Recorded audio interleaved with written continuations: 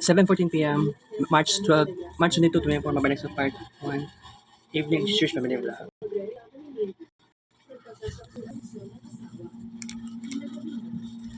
Wala pa kabalo sa kulbal ani guys. Naguna-una na akong palit sudan. Bahaw na kanon guys ha. Alright. Ito ang mga bagay na maaaring mangyari sa kanya sa bilangguan, kaya kailangan niyang maganda para dito. Ngunit mas lalong magalit si Navy, kaya naging tapos siya ng kanyang mga gamit at umalis, at sinabing ayaw na niyang nakasama si Stan. Masaya si Master sa kanyang pag-alis dahil ngayon ay mas makakapag-focus na si Stan sa pagsasanay. Sa sumunod na 5 buwan, walang tigil ang ginawa niyang pagsasanay at naging isang mahusay na martial artist. Kalaunan, pumunta si Stan sa martial arts club kung saan siya pinalayas at naabutan ng trainer doon. Hindi naman pinapawisan si Stan dahil madali niyang natalo ang lalaki at pinaalam ni Master na handa na siyang pumasok sa kulungan. Sa sumunod na araw, dinala ni Master at ang abogado si Stan sa korte.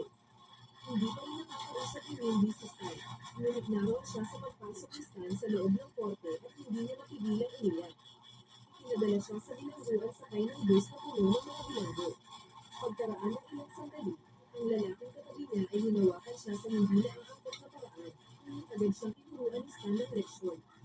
Pagkarating sa kulungan, pinalihan ni Warden Francis ang mga bagong preso at pinapayagan silang gawin ang anumang gusto nila sa ibang mga bilanggo, ngunit huwag nilang gugulungin ang mga presong Stan at huwag silang iinis sa kanyang strawberry garden dahil kapag nahuli sila, puputulin niya ang kanilang mga alaga. Pagkatapos nito, inutusan ang lahat ng mga bilanggo na ubarin ang kanilang mga pantadon upang masuri silang mabuti, ngunit labis silang nagulat nang makita ang tato sa pulat ni Stan.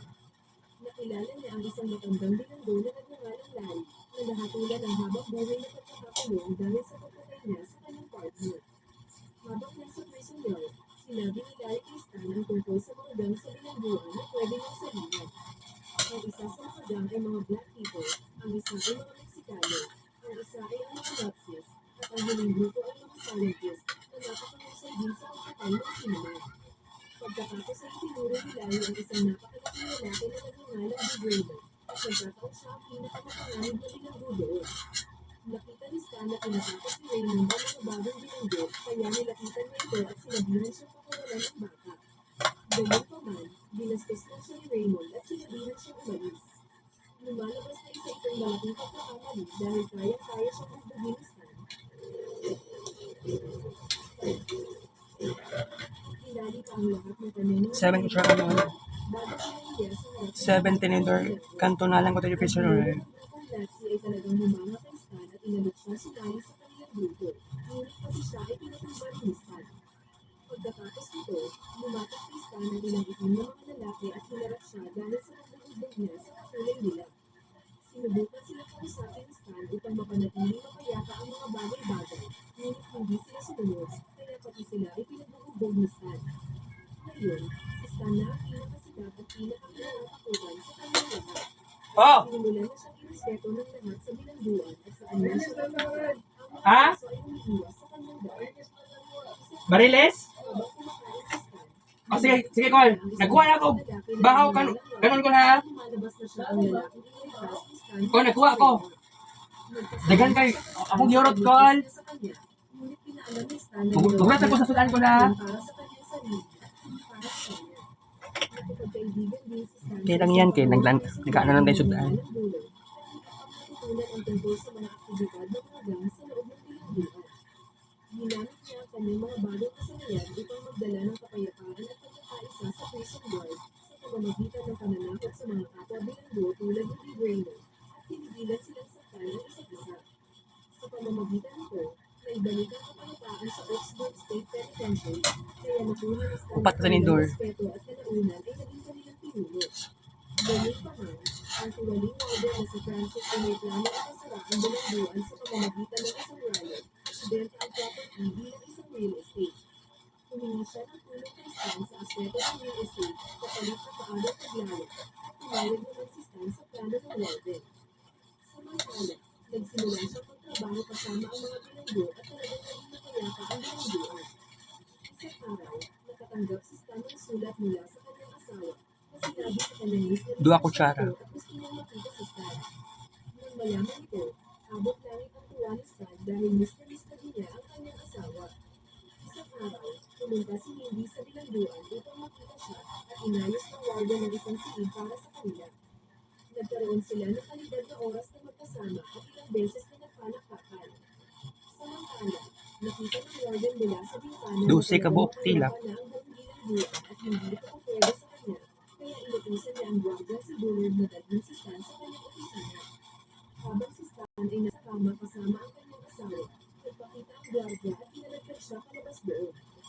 Inaalam ng warden kay Stan na ang kanyang mga pagsisikap na gawing mapayapa at tulingan ay naging banta sa kanyang malaking plano na magkaroon ng isang rayo. Inutusan niya si Stan na ayusin ito dahil siya lang ang maaaring makasagutan sa buong plano sa pamamagitan ng pagdadala ng kapayapaan sa pagitan ng mga preso. Nagbanta ang warden kay Stan na kung hindi niya susundin ang kanyang utos, matutuloy siya ng 23 taon o higit pa dito. Gayunpaman, Init pa kaayo, guys. kapayapaan sa bilangguan, kaya tinawagan niya ang kanyang abogado para kunin ang kanyang opinyon, ngunit sinabihan lang siya nito na gawin niya ang inuutos ng warden dahil kung hindi ay papatayin siya nito o gagawin ng miserable ang kanyang buhay.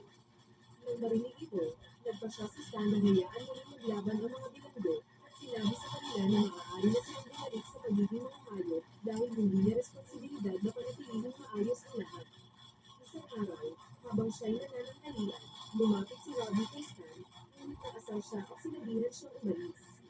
Gayunpaman, naiintindihan ni Larry na merong nangyayari kay Stan. Sa huling minuto pagkatapos ng kanyang konsensya, tinanggihan niya ang parole hearing at nagmamadaling bumalik sa prison yard upang maiwasan ang pagkamatay ng kanyang mga kapwa bilanggo. Gayunpaman, natuklasan niyang na-absorb na ng mga bilanggo ang kanyang mensahe at sa halip na makipaglaban, ang mga bilanggo ay nagperform ng nakakatuwang sayaw. Nang makita ito, inutusan ni Warden Francis ang mga gwardiya na barilin ang mga nagsasayaw na preso at magtumanggi sila. Alright. Tinawag niya ang baril sa harap ng Board of Governors at walang hintay na nagpaputok sa mga bilanggo. Tinangka ni Warden Francis na barilin si Stan, ngunit pinigilan siya ng Navy at ng Master na palarin na pumasok sa bilangguan. Nagulat si Stan na 13,000 plus. Total book sa tonight, March 22. Gracia. 2024, alright. Good night, sweet dreams. Kita kits tomorrow. Thank you for Happy Friday. Adios. 7:22 p.m.